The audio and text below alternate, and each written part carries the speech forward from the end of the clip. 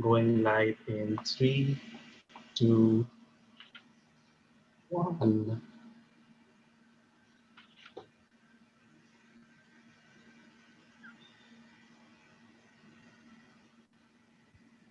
And yes.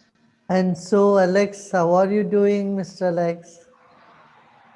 I'm very well, thank you, and welcome to our experience. Thank you for joining us. My name is Alex Levering-Kern, and I'm here on a snowy, cold, but beautiful, radiant day in Boston, Massachusetts, United States of America.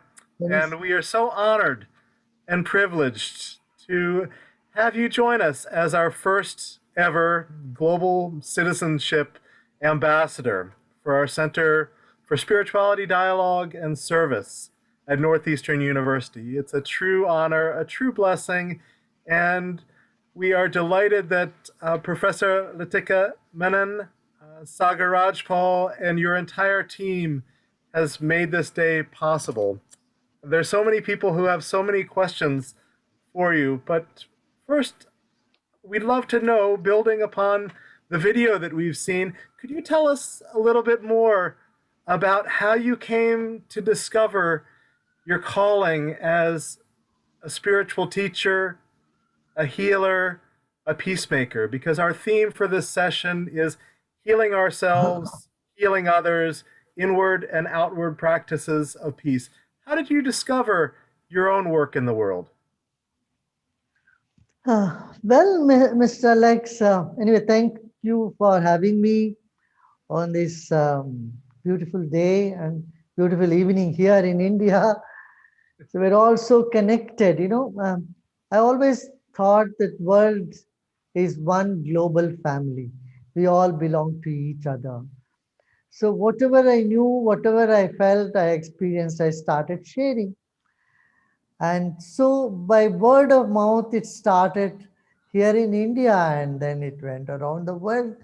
I think all this work is possible because people are so good. Every volunteer has worked for it, and we're so fortunate to have great volunteer spirit among the nations to come forward to share this vision that we all belong to each other. Yeah. Thank you. Can you remember a moment, either when you were a child or a young adult? Many of our viewers are young adults themselves. Can you remember a moment in a difficult time where you felt inward peace, or when you felt healing, or when you felt hope for the world of the future? I grew up in an environment where Gandhian principles were still very much alive. My teacher was one who spent a lot of time with Mahatma Gandhi. Though Mahatma Gandhi had passed on to the other side long before my birth, but then those people who spent time with him were all with me at those days, including my grandfather who spent a lot of time with Mahatma Gandhi. And I grew up in an environment which always put the other before oneself. Instead of what do I want, to how I can be useful, what I can do to others. This was the slogan that we all we grew up with. So then, when you move in the spiritual path, obviously, there is nothing that you want for yourself, but you want for everybody. And that's how we started moving on this journey. And in 1981, I took a 10 days of silence. At the end of the silence, I felt what I'm doing is not enough. Just teaching some yoga and meditation, not enough. There's something more coming up. And that's when, I, like a gift, this breathing exercise technique dawned on me. So then I started sharing it with everybody around. And that immensely transformed lives of millions around the globe, because it could heal. So sometimes we even called our breathing practice technique as healing breath workshop. Then healing breath means people, only those who have traumatized, or those who do not even acknowledge that they have an issue will not take it. Only those who have difficulty will go for it. Whereas this is a wellness program, so we started giving it to everybody. Then we call it the art of living happily, putting a smile on everyone around you, and finding the inner peace, which I feel is very, very, very important. So when we see life from a broader perspective, we move into an inner spiritual area that is so enriching. Yeah. Beautiful. Thank you.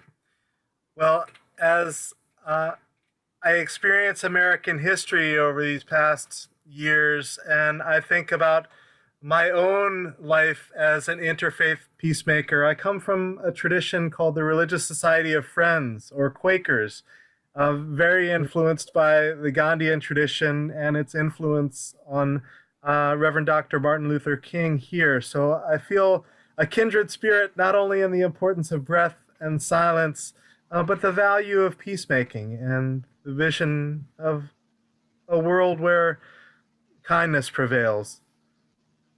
Can you speak to us about the practice of breath? What is it about the breath that generates inward peace and healing?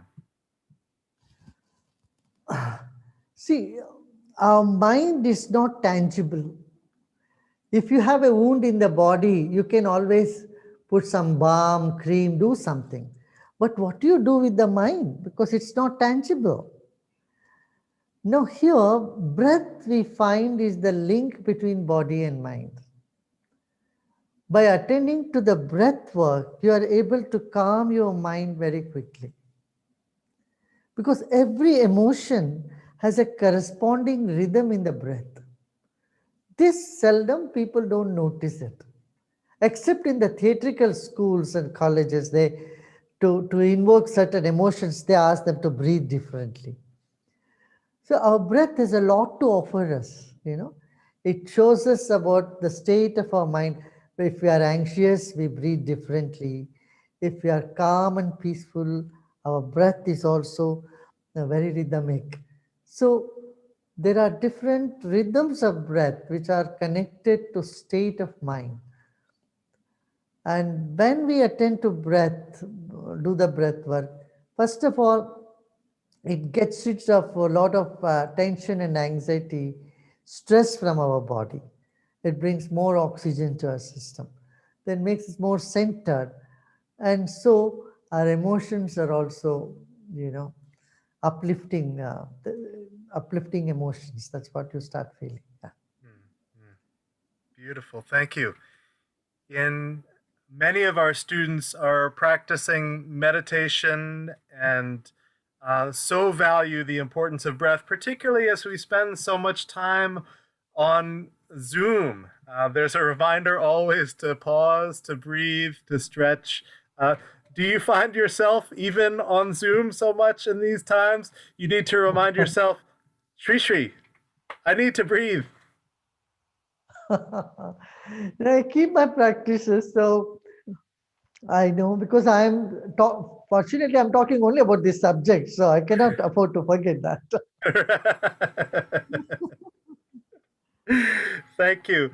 One of our students had a question about what are the best ways to get in touch with the spiritual self and the spiritual realm? What are the best ways to connect spiritually?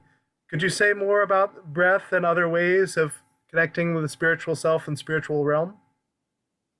I know, but the Quakers, you give a lot of importance to silence, right? I have addressed the Quakers group in England long time back. Silence is very good. Just taking a moment and being with nature, observing the nature, or even observing all this gush of thoughts that is hovering around in the mind. If you start witnessing the thought and take those few moments, the minds will start settling down. I don't know. So, and there are a number of techniques, not just only breathing, but awareness techniques are there. We have uh, an ancient scripture in India called Vigyan Bhairav. This is from Kashmir, Kashmiri Shaivism. Very few people are aware of it. In this, we find there are a number of techniques, 112 different techniques, right from yawning to eating food and riding a horse, doing anything you can get into a meditative state. So there are some ancient, some modern. I think if we adopt any of these techniques, even for a few days, we'll find that our mind is very calm, serene, we feel very centered, and you generally feel a very positive, uplifted feeling. Beautiful. Thank you.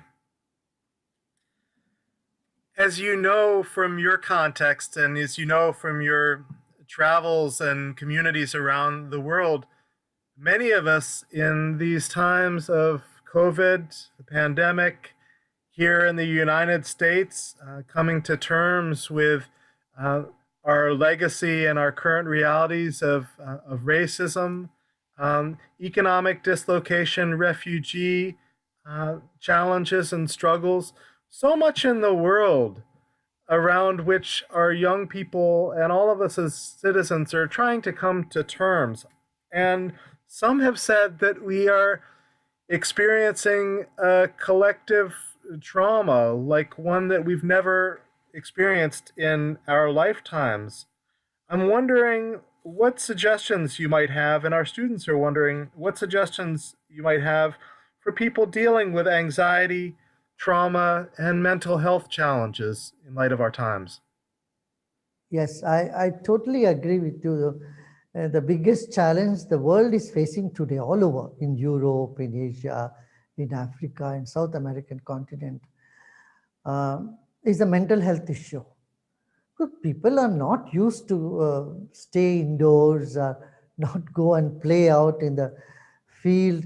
So there is so many restriction which has suddenly put a stop to all our activity, and so it has caused tremendous stress and trauma in minds of people.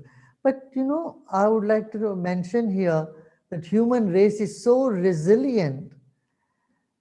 Initially, though it appears to be very hard, but we are able to get over it very soon. For this, I would say, though we have social distancing, we should not disconnect from social interactions. We should continue to be connected socially.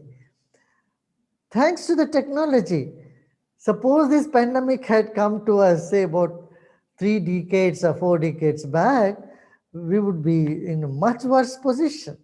So we see the positive aspect. Now at least we are able to be connected through technology. And so that social connection, emotional connection is essential. Second is, we need to have more multicultural, multi-religious interactions and dialogues. Not just dialogue, but also celebrations. I would say in dialogue also you keep yourself more in the left brain activity or more oriented with discussions and talk. But when you sing and dance and have party together, it binds us all together. It heals all the bad wounds that we have been carrying from whatever time it was.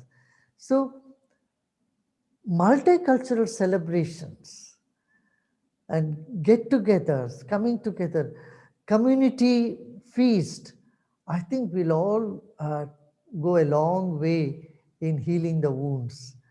The other is always a fear. If you consider someone as other, someone different from you, following a different ideology or knowledge or customs or whatever, a skin color or talks or religion, that would cause a fear in people. But when there is lot of interaction, and we live together in community, not in isolated community, but we stretch out and participate in each other's functions, programs. I think it will take us where we really want to go. Mhm. Beautiful. Thank you. I love the way that you've pointed both to the importance of silence and then to the importance of what students sometimes call the spirituality of making noise. That there's an importance in celebration, in music, in dance, in the arts, in being embodied and being in community, of expressing joy.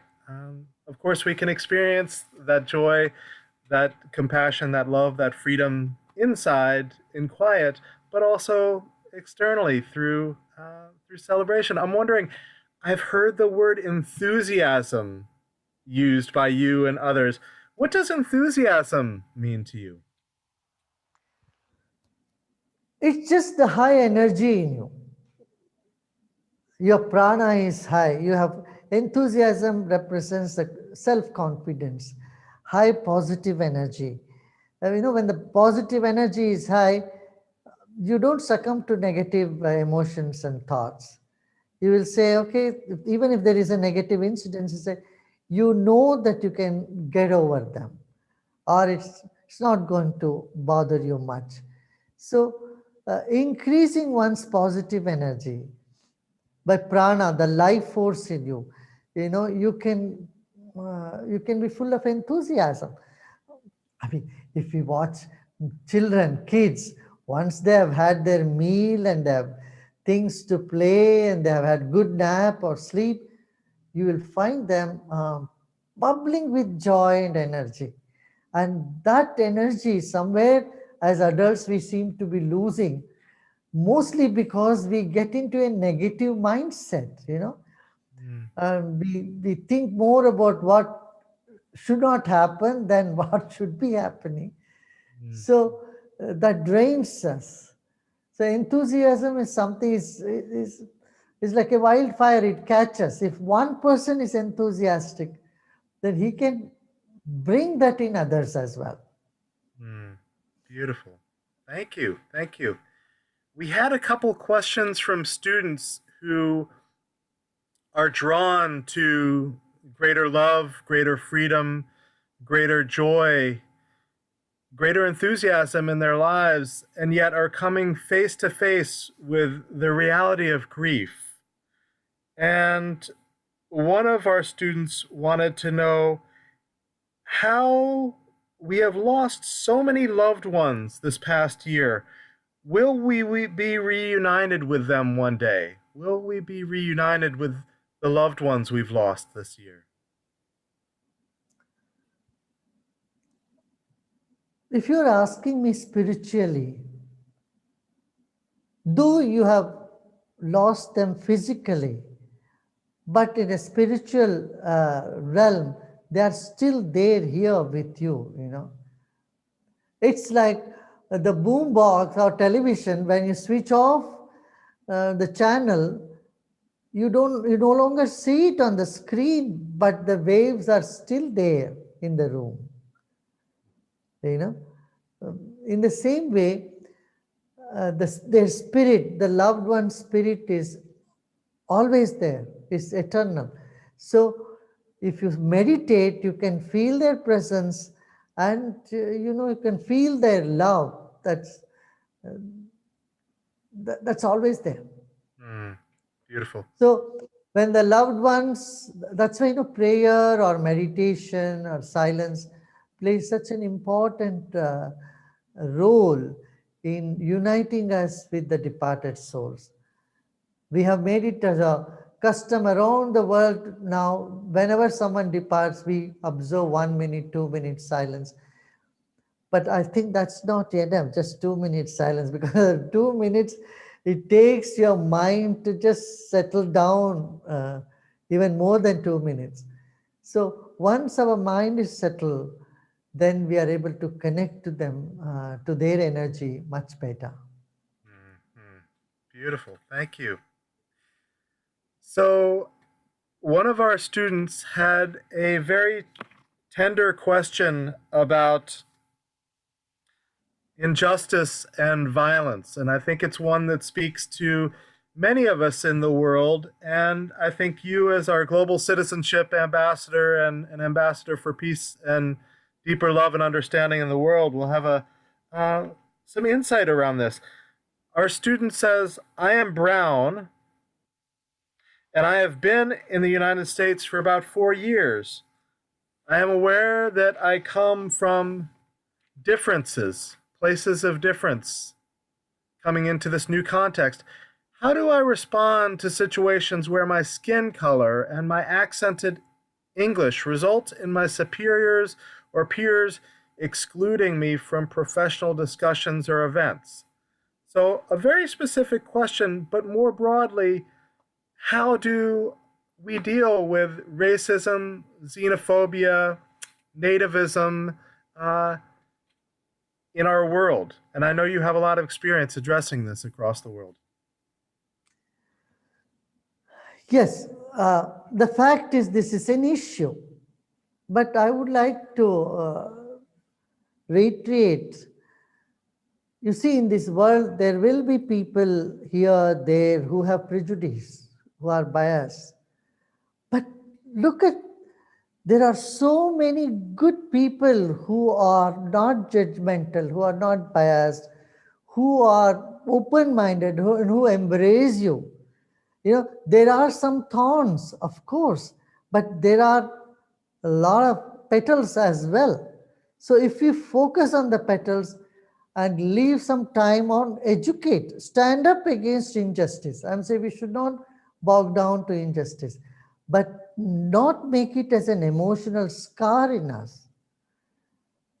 You know, we need to heal ourselves and we need to be strong, not get affected by a few people's stupid behaviors. You know, otherwise it can affect us, and when it is affected us, then our behavior towards others also will be very different. Then what, it will not be normal, not naturally. So in such situations, know that you are a warrior, you are a soldier. You are going to fight the injustice, but with a calm mind. When we lose our calmness, when we become emotional, then, you know, we don't get the right thought, and then right action doesn't follows that up. So it's important for us to keep calm, be centered, have faith in this one principle that justice will always be delivered to us and the truth will always win. When we believe these things, we will be able to overcome any tough situations with a smile. You know? Beautiful. Thank you. Thank you. And believe me that there are good people on this planet in big numbers who would support this, support that unity of mankind, than those who want to divide and and cause pain and hurt in others. Another thing I would like to mention here is, if someone is behaving not so nice, arrogant, you call him culprit, right? These culprits are themselves victims. They were never educated, they never had an opportunity to mingle with everybody.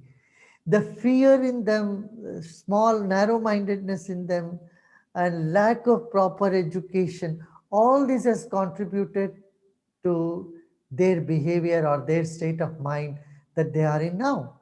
So when you see even these people from a bigger lens, from a bigger context, you will end up having compassion for them too. You know, unfortunately, they have not had the right kind of education that they should be having. Right? In your work as a global peacemaker, you have worked in contexts as diverse as India, Pakistan, Colombia, Venezuela, elsewhere. Could you share more with us your personal story of how you become drawn to these places of need, these places of conflict, and what happens when you're in those places, and what you've learned about yourself and about our world from your travels to places of conflict as a peacemaker? When you believe the whole world as your own family, as one family, uh, you can't ignore when some wrong is happening in some part of the world, when people are suffering in some part of the world. You simply are drawn there. It's natural. If your arm is aching, you will definitely attend to the arm, right? So it became so natural to me that one principle I would say that's a guiding principle is clarity in mind, purity in heart, and sincerity in action. When we go with this principle, you will be welcomed anywhere in the planet, because you are not going with some preconceived opinions, ideas, or ambitions or intention. You are just going there with pure heart and clear mind, and you just want to help. So, so when I first went to Havana to meet the FARC, I did face with a lot of resistance. People said, we don't want to meet anybody with a philosophical or spiritual background. We follow Marxist Leninist principle, Karl Marx and communists. We are communists basically. So we have our own principle, so it doesn't match with you. So, but then that evening I was giving a talk in the University of Havana. So they sent some feelers. Then I conducted a short meditation. After that, those people said, no, we would like to meet with you. So they came to see me in the hotel where I was staying. Then I told him, I understand. They are not having fun in the jungles, in the forest. They are with a goal. They are with an idea, an ideology. They want social justice. I say, if you want social justice, I am with you. But I only don't like you going in the violent manner. It causing so much pain and suffering to million others. So I said, if you can adopt the principle of non-violence, then the whole world will be with you. I think they liked it. They followed me to do meditation that day and the next day. The 3 days of my interaction with them was very fruitful. On the third day, to everybody's surprise, they came and said they will declare unilateral ceasefire. So like this, the same happened in Iraq also. I went to meet the Shia group and Sunni group and, brought them together to speak. In India, a number of young people who have followed this ideology of, um, negative tendency and always trying to use violence or weapon as uh, even as a profession. So it needs perseverance, not that it will give you a result immediately. One story I can tell about the Boston itself. It was way back, I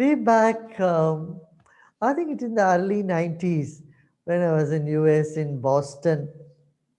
I wanted to give these techniques to the prison inmates, because I always believed every culprit has a victim crying inside of him. So we have to heal the victim, then the culprit will disappear. I always felt that the culprits needed healing as much as the victims, because he has a victim hiding inside of him or her.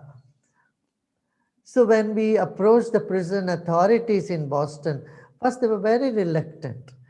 And then they gave a small cellar which had a small window and was very dusty, and only 9 inmates to my volunteer to go and teach, because they didn't know what this program is, so they were not sure whether it should be given. So when those 9 convicts in the prison, they did the program, then it opened door for many more prisons.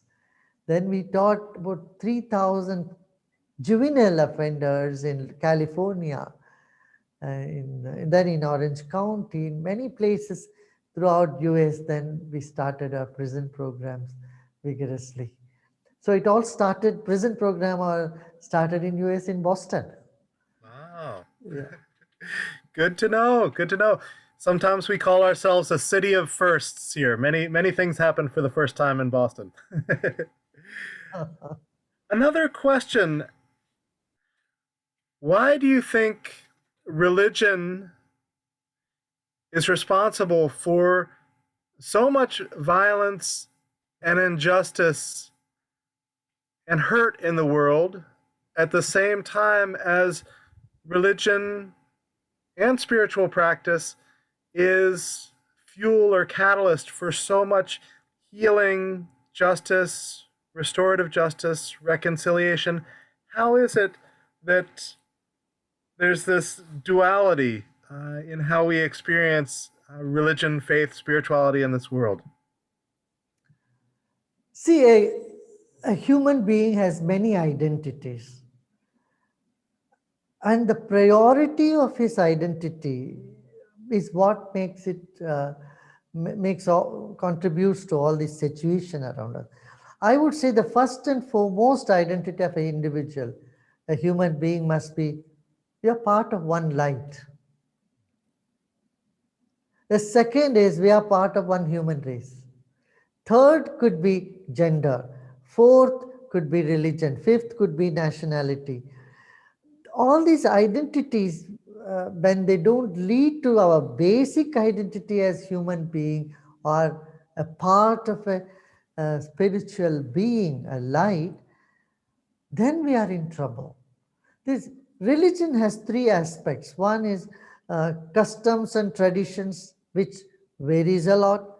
Second is practices, and third is philosophy, spirituality. When spirituality is not the focus in religion, or just outer things, or uh, then conflicts become more. For example, see, there was only one Lord Buddha, but today you have 32 sects of Buddhism. There was only one Lord Jesus, but there are 72 sects of Christianity. And Prophet Muhammad was one, but today in Islam there are so many different schools of thought. And in Hinduism, you can't even count. So there are so many saints, so many rishis. There are so many paths in Hinduism. So what we need to really understand here is we need to focus on the humanism. Without humanism, no ism will work. Hmm. Love and compassion, when that is missing, the spiritual experience is missing, religion becomes just like a dry skin.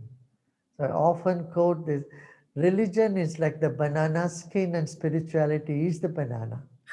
If we throw the banana and just hold on to the skin, we are into trouble. And that's what has been happening in the planet.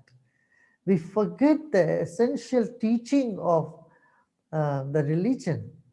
And we don't adopt it in our life, but we just identify ourselves for our sustenance, belonging to certain clan, certain religion, certain denomination, and one upmanship there. My religion is better than yours.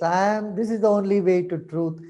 These, these are the paths for self-destruction. When you say, I have the key for heaven, nobody else has, then you are creating hell for everyone else. You know, fanaticism, extremism, radical uh, radicalism in religion has come from this exclusivity and one-upmanship. The answer for this is spirituality, which unites people of all denomination, all religion, number one. Second, interfaith understanding. Every child should be taught a little bit about every other religion. Then the child grows up knowing, hey, Jesus has said, the kingdom of God is within you. Oh, wow, the same thing is said by Lord Krishna. Buddha said the same thing.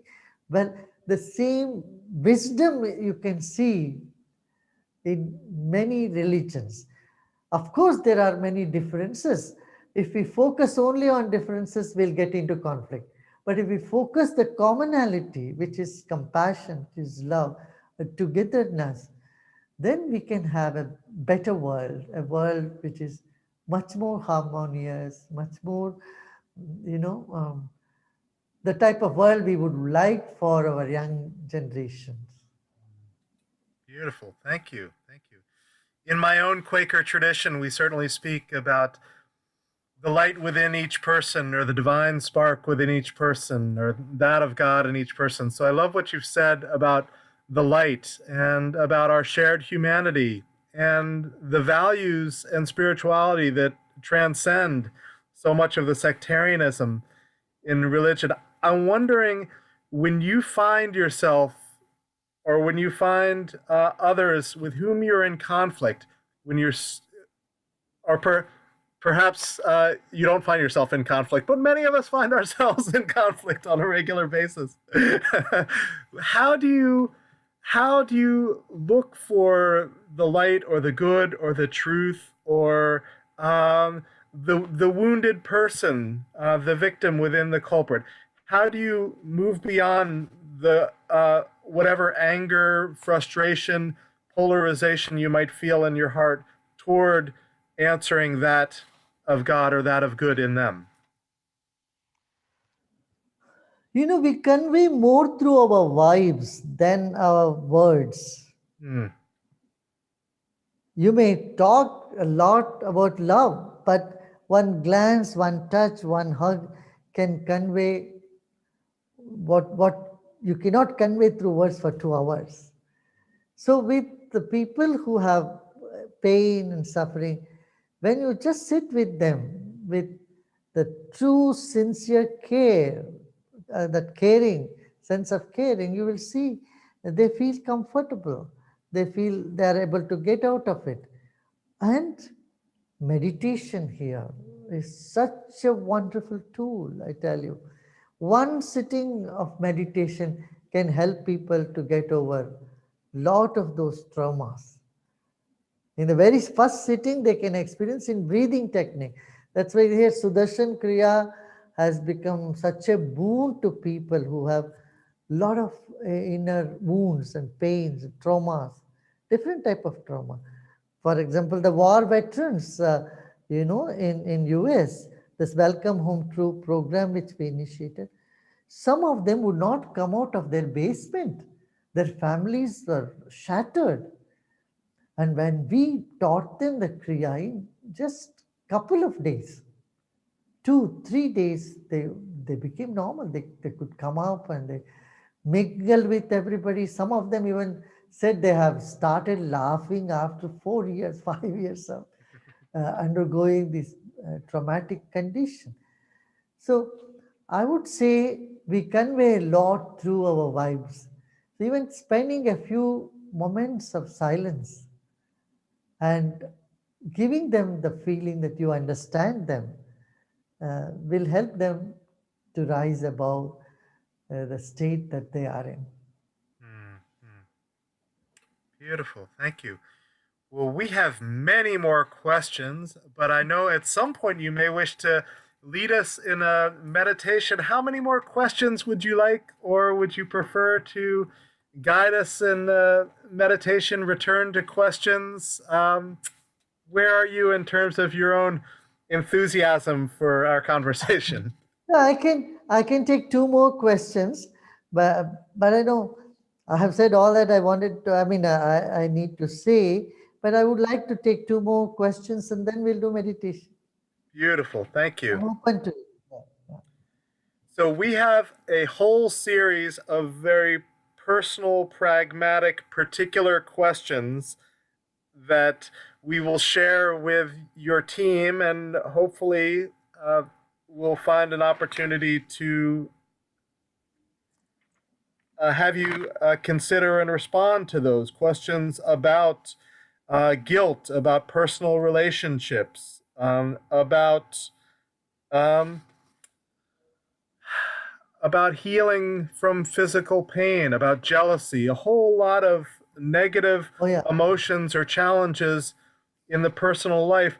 One of the ones that struck me most clearly was a person who said, "This is a time of transition. How will I know which career path to take to fulfill my personal purpose and my service to humanity?" How would you advise people as they are making decisions about their vocation, about their relationships, about their work in the world, about why they're here on planet Earth, very practically, but also spiritually?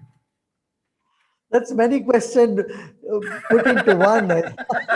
You That's noticed very that. You noticed clever. that, my friend.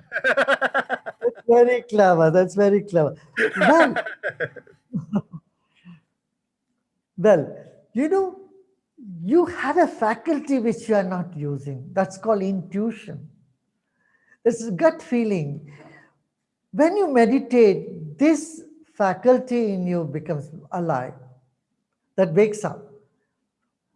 Then you will find, those right thoughts will come, those right ideas will just pop up out of you, which would definitely lead you to where you want to go. So, increase your intuitive ability. How to do it? Breathing techniques, sky techniques, meditation. This helps you to increase 3 things. One, your innovative spirit. You all have innovative spirit. That's hidden somewhere deep inside us. Second, intuitive ability. Intuitively knowing what questions are going to come in your exams, what you want to do, that gut feelings.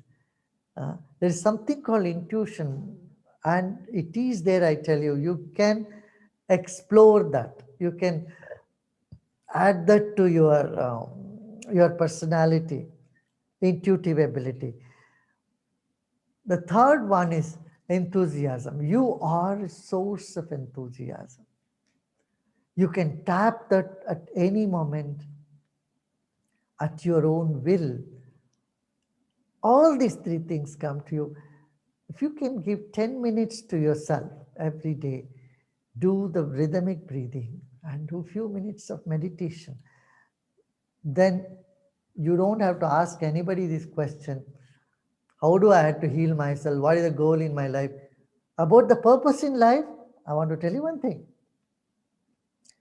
One who knows what's the real purpose of life will never tell you. If someone attempts to tell you, know that they don't know. Why? Why? Because this very question is like a vehicle for you to reach where you want to go. When you ask yourself, what do I want? What is the purpose of my life? Then all that which is not the purpose of your life will fall apart. And that's how you will progress in the steps of evolution. So keep asking this $1,000,000 question to yourself. Don't give it away to anybody. Yeah. What's the purpose of my life is $1,000,000 question. I won't take it away from you, and you also don't give it away to anybody. You need to ask that to yourself and list out what is not the purpose of your life. Just to be miserable and make others miserable is not the purpose of your life. Just to, for the sake of few $100s, you don't need to stress yourself so much and spoil your health. It's not the purpose of your life. Correct? So you prioritize. Of course, you need to earn money. You need Whatever you need, you say you want to get fame, go ahead for it. You want to earn money, yes, go ahead for it. Whatever you want, you go ahead for it. But see that there is something even beyond that. That's life. Life is so precious. Let us honor our life. Yeah. Thank you. Okay. So did those 9 questions, that's beautiful, thank you. Did the 9 questions that I shoved into one question, did those count as one question or 2 questions? You can ask one more if you have one more. Okay. It's your choice. Both of these questions are much on people's minds and hearts. What does it mean to have a global mindset? Or what is the meaning of life? What does it mean to have a global mindset? Or what is the meaning of life? Your choice, and we will contemplate the other question for the rest of our lives, I'm sure. What is life? Who am I? Is the spiritual journey. What is this world? What is globe is science. Science and spirituality has to go hand in hand. The objective and the subjective awareness and knowledge is what makes your life complete. Without any one of this, you will find yourself to be very incomplete. Yeah. So inner peace and outer celebration, outer peace and inner bliss. This is what we all aspire, right? And when you find it, you will start sharing it to everybody, because there is no other. They're all part of you. Yes. Let's see the bright side and move towards that. When you are facing the light, you are not seeing the shadow. But if you are seeing your shadow being very big, that means you are your back towards the light. So in life, there are good things, bad things.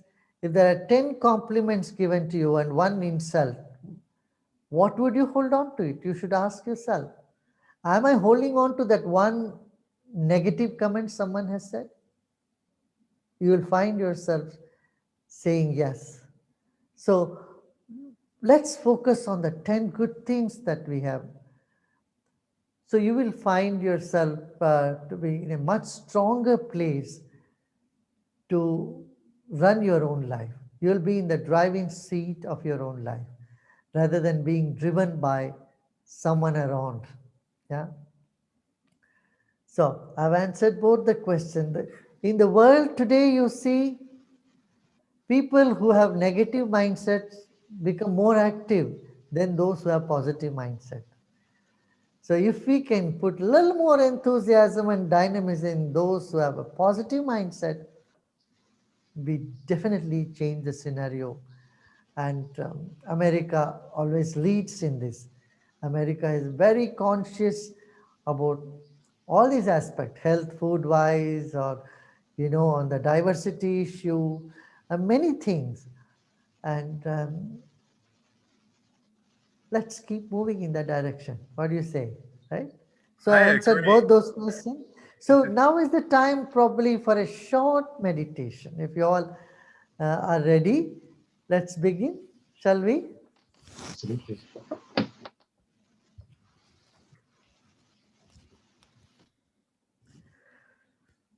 Let's sit comfortably, easily, with our spine erect and shoulders relaxed.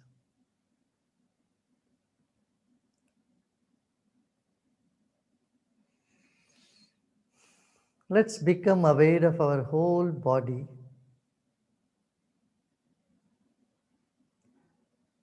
We came into this planet weighing just 4 kilos or 8 pounds or 7 pounds. And today we weigh 130 pounds, 180 pounds, whatever. Just recollect the weight of your body.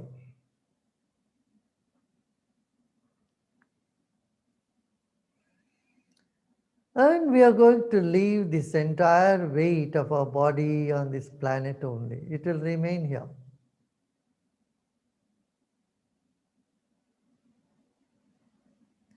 Let us honor our own body. It's the most precious gift that we have.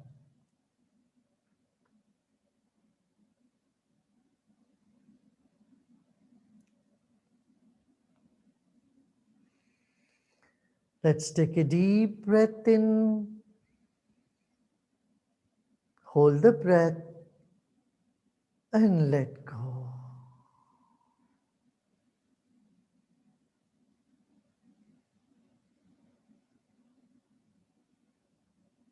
Again, let's take a deep breath in, fill our lungs to its capacity, and hold the breath, and let's keep a smile on our face and let go. One more time. Let's do it. Let's take a deep breath in. Now let's feel the air all around our body and inside our body. Hold the breath. Like fish in the water, we are in air. Let's feel the air and let go. And let go and relax.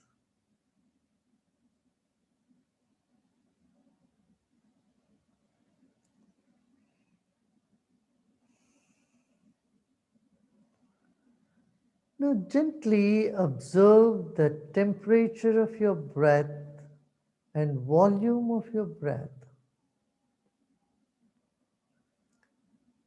Let's keep our attention in our nostrils.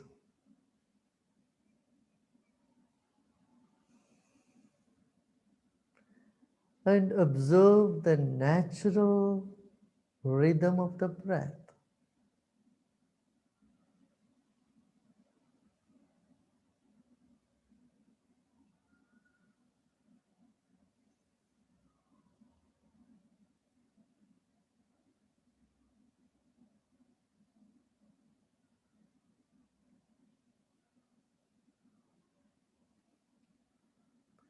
Incoming breath energizes the body, and outgoing breath brings relaxation.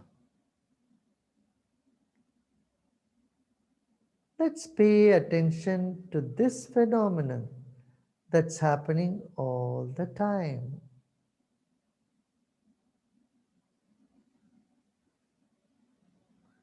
This phenomenon is happening all the time. Every cell of our body is breathing actually.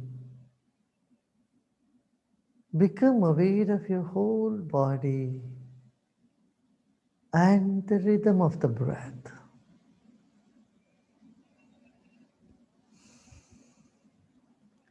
The temperature of the breath.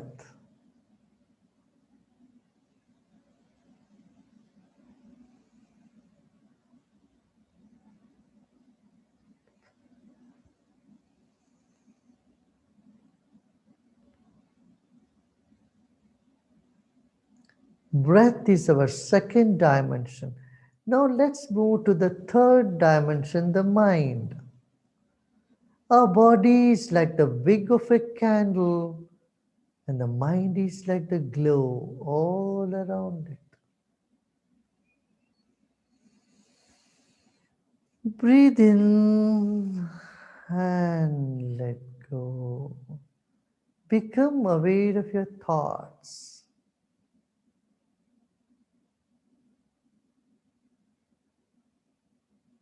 Whatever thoughts are there, just let them be. They come and they go.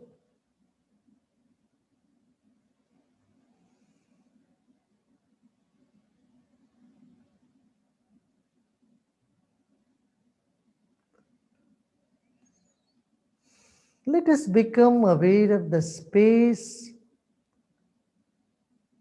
in the room that we are in. Become aware of the walls of the room that you are in and the space in the room.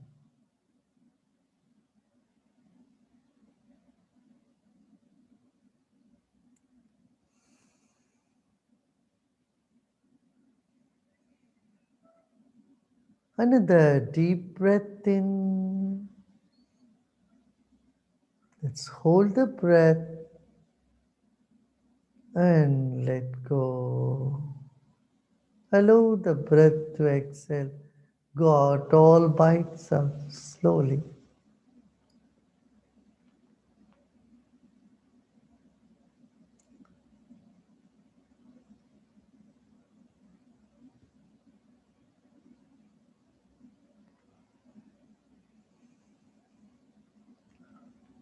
Become aware of the feelings or emotions that you're feeling right at this moment.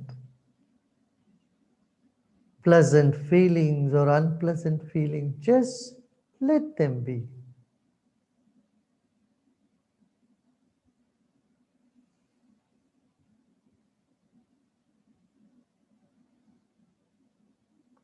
Do not try to get rid of anything. Even if there is tension, just let it be. Let everything be as they are right this moment.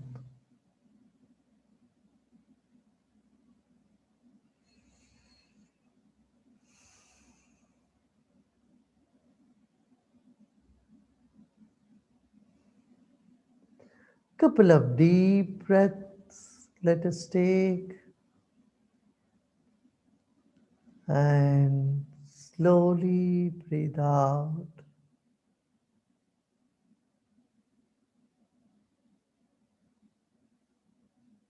Let's take another deep breath in and let go.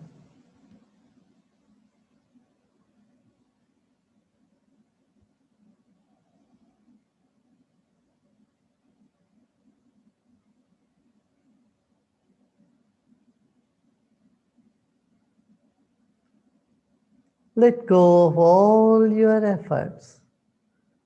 Even listening the instruction, if it is an effort, let go of that also. Let go of everything right this moment.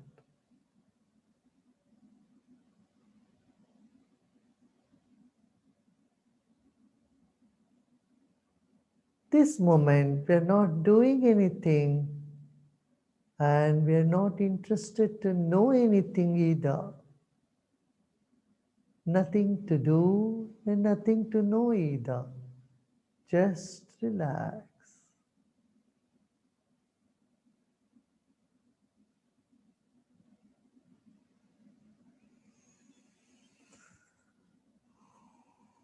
Another deep breath in and relax even more. Let's keep a big smile on our face.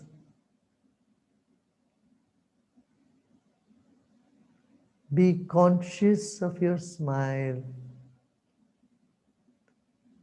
and let the smile percolate to the back of your head,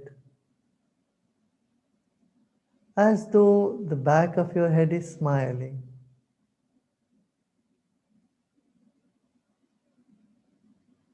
And allow the smile to percolate through the whole body.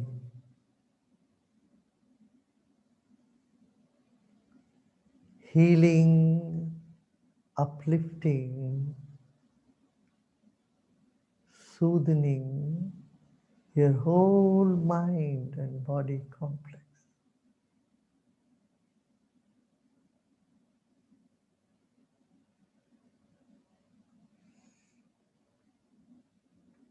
Let every cell of your body start relaxing now. Let it expand and smile.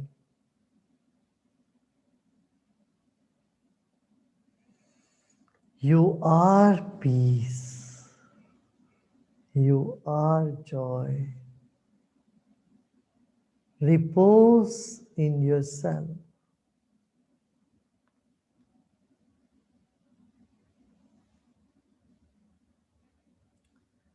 Om Shanti, Shanti, Shanti. May there be peace inside and outside.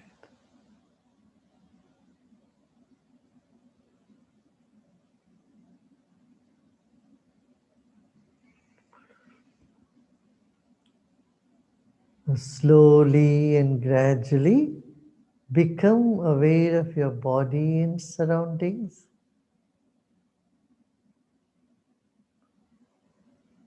With a big smile, let's take another deep breath in. And as we breathe out, you may open your eyes.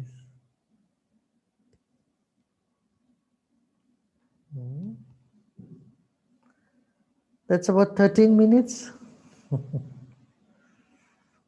Okay, it's a short Definitely. meditation. There are number of apps that are there. The Sattva app, I made number of meditations, guided meditations. You can download, you can use it. Yeah, this was a short, just a glimpse to you about meditation. Thank you so much, Gurudev. Not only for an enlightening and joyous conversation, but also for this beautiful practice. Alex can actually now speak about a little bit about the Global Citizenship Ambassador, our first ever award that we have for you, Alex. Thank you, Sagar, and thank you, Sri Sri. This has been a beautiful and wonderful and enlightening experience. We're so grateful to you for engaging us in conversation about healing ourselves, healing others, practices of inward and outward peace. And we're honored as the Spiritual Life Center, the Interfaith Center, the Center for Spirituality, Dialogue, and Service at Northeastern University in Boston, Massachusetts, United States, to present you with our first ever Global Citizenship Ambassador Award. The physical award is on its way shortly at the mercy of the U.S. Postal Service and the International Postal Service. And we hope one day, in recognition, this award serves as recognition of your contributions as an ambassador of peace, of understanding, of humanitarian service, relief and development work, and of spiritual teaching to cultivate the work of inward peace. We hope to see you on our side of the continent before too long, as the pandemic allows. We wish you peace and every good wish and blessing, and are grateful to Professor Latika Menon, to Sagar Rajpal, for your entire team, Sri Sri, for making this wonderful day, wonderful evening possible. Thank you. Thank you so much, Alex, and I would thank the university for bestowing me this award, and I take it as my privilege to, it's a great privilege to have it. And I would say I would dedicate this to our volunteers who are doing their best to bring peace around the world. Thank you. Thank you so much. All the best. Thank you. Thank you. And we would like to invite you to come to India sometime after the pandemic is over. Yeah. We will see you there. We will see you there.